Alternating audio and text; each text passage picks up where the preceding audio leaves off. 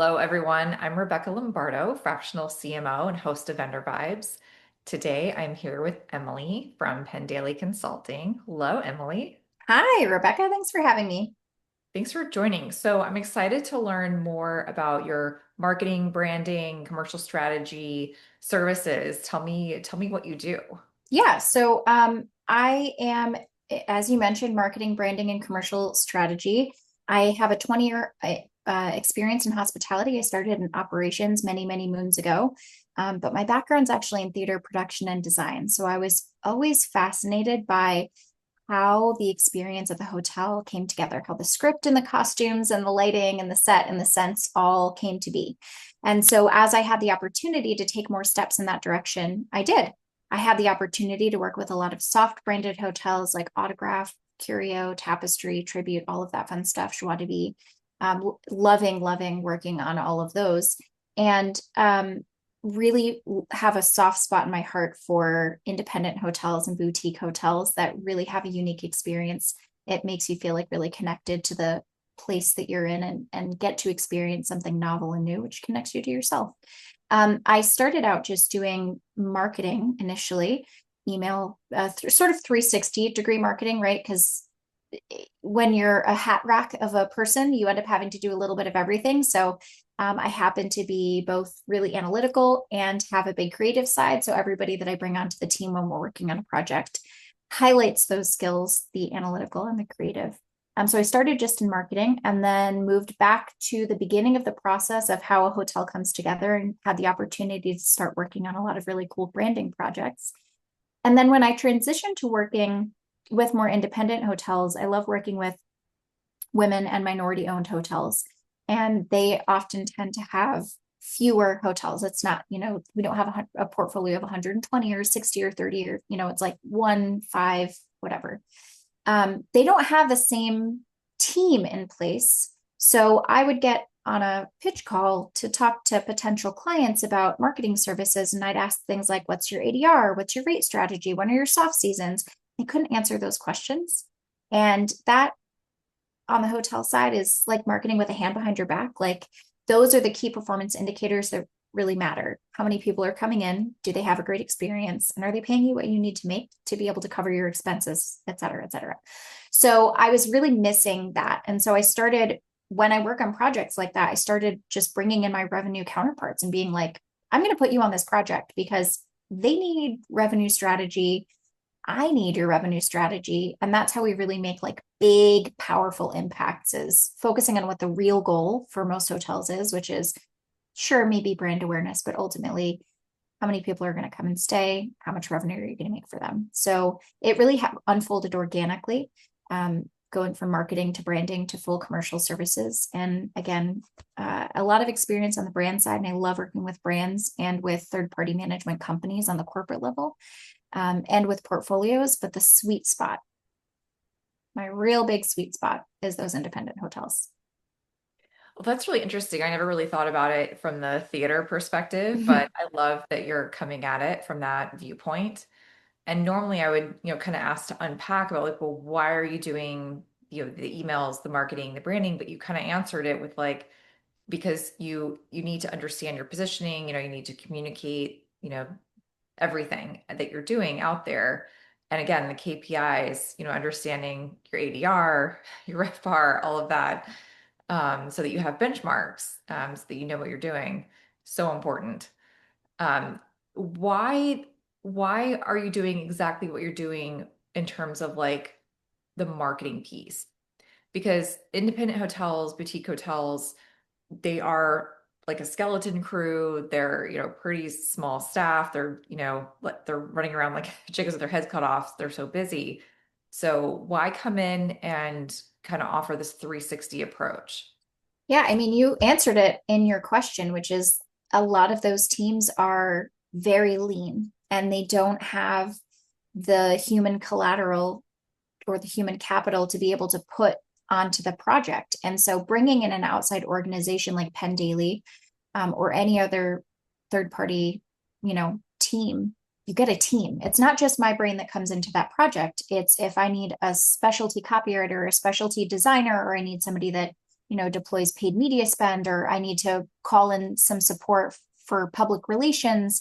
There's a lot of stuff that's adjacent. Like I think of myself as like the hub in, and all of those other pieces of marketing are the spokes. And so there's a lot of those spokes that I can touch, but and the ones that I can't, I can bring in people. So part of the reason why I think that outside support is great for those small lean teams is that you're not just getting one person. Like if you hire one marketing manager, let's say it's $50,000, they have a specialty in whatever they have a specialty in, they're not going to outsource any of the work necessarily, right? If they don't know it, that it's on you to give them those extra resources. But when you're coming in with an outside agency like mine, sure, we have a scope of work. And that might change over time, but I'm going to make sure that whatever the scope is, and knowing what I know about what might come up, I'm going to make sure I have people positioned to slot in when we need something specialty and new. So one of the things that I love about that, I mean, again, I was always in an organization where it was me doing all the things, or me in a really lean team, or me managing a lot of outside vendors. So, but I still had an organization that was large enough that could slot those things in, and a lot of small independent hotels don't. So it can be really scary to, like, your general managers, if they're brand new, probably not great at revenue management yet. Your salesperson might not be good at marketing, right? So, and I'm not an expert in every single thing either. And so I happen to know enough of what I don't know that when there's something specialty, I just bring in somebody else. So I think the biggest opportunity, or the biggest reason why, small independent hotels might want to go with somebody outside, is that you're not just getting one person.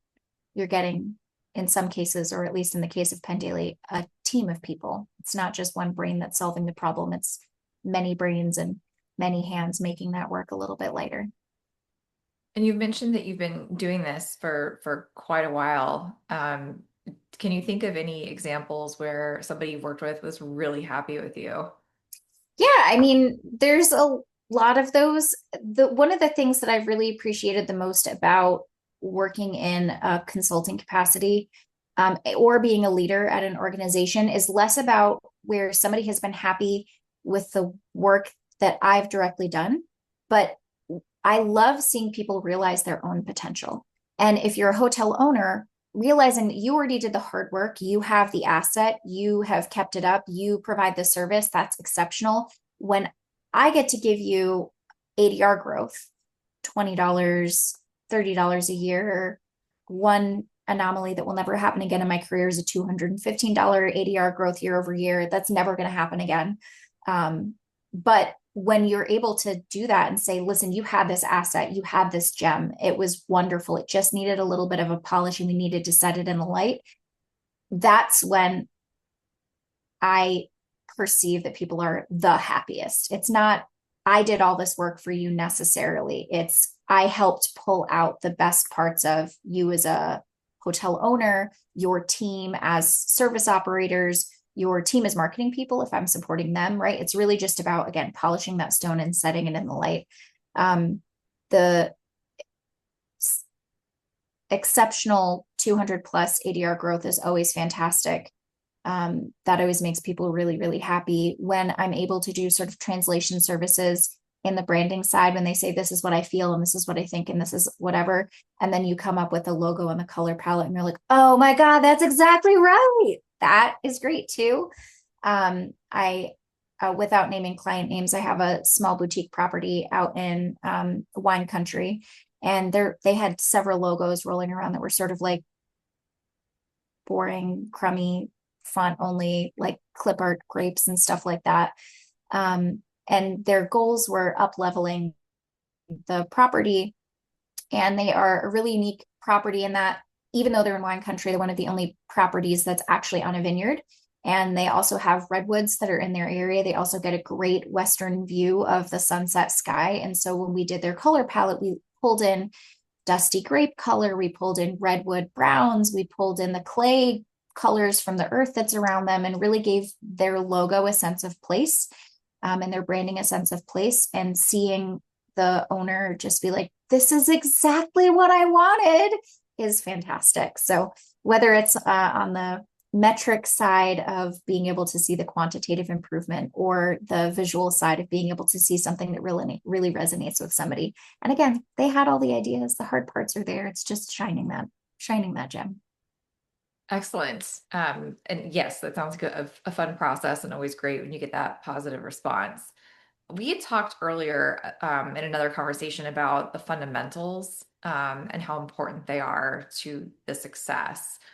And I'm kind of wondering, what does the education process look like or the learning curve process look like when you start working with a brand as they think, oh, I've been doing marketing and it has been working, or, this is how we've been doing marketing. And you're like, well, it's not really. So what does that kind of look like? Well, if you're you mentioned going into a new brand, do you mean like us going into a new property or getting the team up to speed on like, When you start working with a new client? yeah. So first and foremost, it's understanding where they are and what their company goals are. And a lot of people miss that. In a conversation, will have people that come asking for social media, which is something that I do. My focus is marketing. Social is not my primary, but often somebody comes in and says, I need social. And I say, okay, tell me about your marketing. And they don't have any, and their website's not good. So that's the fundamental piece to start with is understanding what their ecosystem is right now. I think of marketing in quadrants. So on one axis is it owned or third party? And on the other axis is it traditional or digital? And oftentimes they might have lots of third party digital. They might be doing, Google ads and Facebook ads and whatever, but they haven't done anything on their own digital, like their website isn't good or they don't have an email list. Um, or you might have all the digital stuff together and they might not have signage in the hotel to drive incremental revenue. So I think about what's that ecosystem as it stands right now. And I ask what the goals are, not marketing goals, not social media goals, what the business goals are. And that's really illuminating working with a client when you just start saying, what are your business goals? And they'll often start by going, well, we want more email marketing and blah, blah, blah. I'm like, no, no, no, no. Why do you want that? Right? What are you hoping that that's going to impact? There's a big difference in strategy between growing occupancy and growing rate. And where's that fine balance, right? So if they're like, we're running a 60% occupancy every year and we want to grow that, you have to then look at the like landscape of, are we going to do that through positioning? Are we going to do that through rate competitiveness? Are we going to do that through whatever? What levers are we going to hit? So being able to understand what their goals are, and then the systems. So ecosystem, the goals, and then what the tools are. So do they have a good property management system? Do they have a good customer relationship management system? Do they have a good content management system? How do those things interface with one another? Do they have an email list that they're managing? Did people actually subscribe and opt in to get those emails? Or are we going to be hitting can spam laws and stuff like that? So understanding sort of what those technical tools are. And that's a big, for any marketers that are out there, that can be a really big thing where you feel like I've been doing marketing for so long and marketing is marketing is marketing. Yes, it absolutely is. There's a lot of the same things that we can apply, whether you're doing automotive or manufacturing or hospitality or whatever. Some of those broad philosophical things are going to apply, but the systems can be so drastically different, even from brand to brand. If you're going from Marriott, Hilton to Hyatt to IHG, and they're constantly churning. So having a mindset of being able to go in and sort of figure it out, like I'm lucky to have been in a generation where I've learned to adapt to new technologies my entire life. Rotary phone to button phone to voice, the answering machine to VHS to DVD to Blu-ray to streaming. Like if you can go into these things going, I don't know it yet, instead of going, I don't know it, I can't know it, just go, I don't know it yet. And take some trainings and poke around. It's great. And those systems can be really limiting or allow for exponential growth. Like if you've got a decent PMS, I was working with a client that had a property management system. Initially, we were looking at focusing on email marketing, but the only way that they could segment their list was by one date range. So you could pick one date range and the state that the person was coming from. Those were the only ways you could segment the list. So they stayed from this state to this state, and or they're from this state. And that was so limiting. And what we were able to do for personalized targeting for email, we simply weren't going to be able to see the same metrics of performance if I were able to say, get rid of anybody who stayed on business travel and only focus on leisure, or people who were solo travelers versus people who were families, or, .gov email addresses getting dropped out of that. Like there was none of that opportunity. So understanding that technical landscape was imperative to being able to deliver something that I was hoping to be able to deliver to them. And those three things are sometimes misses when you're starting with a new client, because you'll promise the moon and then all of a sudden you're like, oh crud, we can't do this because their goal, what we are trying to do is not going to hit the actual business goals that they need. What we are trying to do, they isn't going to have an impact because they're not activating this part of their funnel, or to say we were going to do this thing, but now we can't because the system isn't available to do it. So those are the three biggest areas that I focus on, the fundamentals I start with when I'm working with a new client. I cannot echo that sentiment enough about marketing being totally handicapped by the tech stack. Mm-hmm. That is just like, I don't think people realize the impact that that has, good or bad. Mm-hmm. So it's great that you're starting with that. Thank you so much for chatting with me today about everything. If somebody listens to this and says, I want to reach out to her, what's the best way to get a hold of you? Yeah, there's three ways that are the best to get a hold of me. To get the full rundown on what PenDaily is doing, you can go to pendaily.com. That's PenDaily.com. And we've got free resources on that website, as well as inclusive of case studies too.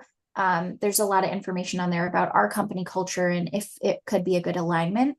And you can always reach out to me. Our email address here is hello@pendaily.com. And you can just send a, hey, do you have any recommendations of, could you make an introduction to, I have a question. Also on the website, you can book a free 30-minute consultation if you wanted to talk through anything. I'm not going to gatekeep some of this information. So if you just want to talk shop, let's do it. And then you can always find me on LinkedIn. We have PenDaily has a LinkedIn page, but you can also find me at LinkedIn/in/M PenDaily, EMPENDAILEY. Those are the best ways to get a hold of me, or a carrier pigeon if you could. I'd prefer that too. Oh, if that happens, I want to see pictures. I will 100% live stream getting a carrier pigeon inquiry from somebody. Has yet to happen. Never know. Well, thank you again so much. It was a pleasure speaking with you, and thanks everyone for listening. Cheers.